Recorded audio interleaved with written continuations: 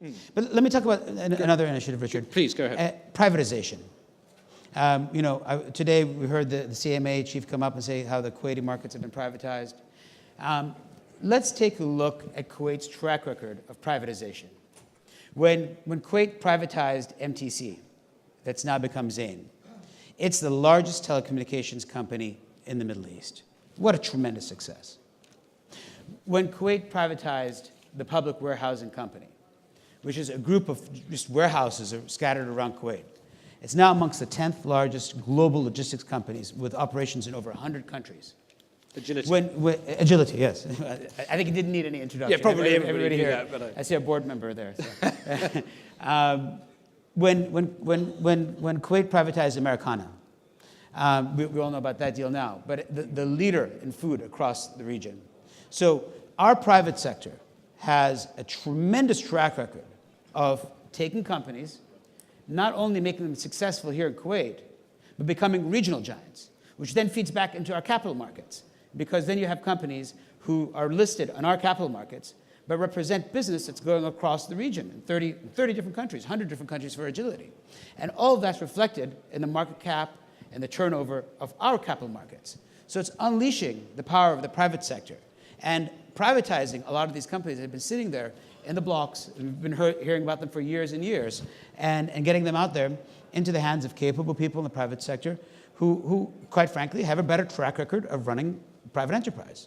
And the third piece, Richard, is infrastructure. Infrastructure is key.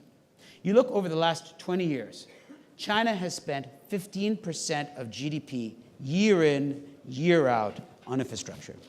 If you look at the GCC, we've spent less than 5%. And there's so much talk about infrastructure here. But over the last 15 years, we've spent less than 5% on infrastructure. This year, we're spending more. But my advice around that is let's do more bite-sized infrastructure projects, bridge by bridge, project by project. And rather than making them into these huge things that come out once every 5, 6, 7, 10 years, soak up all the liquidity in the marketplace. It's unhealthy for the banking sector. It's unhealthy for our private sector, because guess what? When those projects get to be that big, you need international contractors to come in and do them.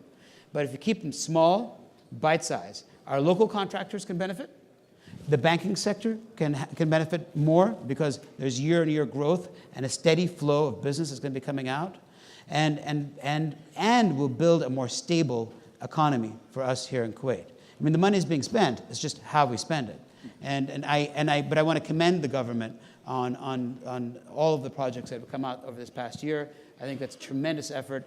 I've been hearing about them for a long time, and now they're all coming out. So I think that's a great job, and I really want to commend the government on getting that done. The momentum could be maintained, could even be accelerated. Well, I think that it's a trajectory. It's a trajectory, right? You don't want to have infrastructure like this, and then it come back down. I think what you want to have a steady stream, and you open that faucet, and that's how you build stable, strong economies that can be competitive.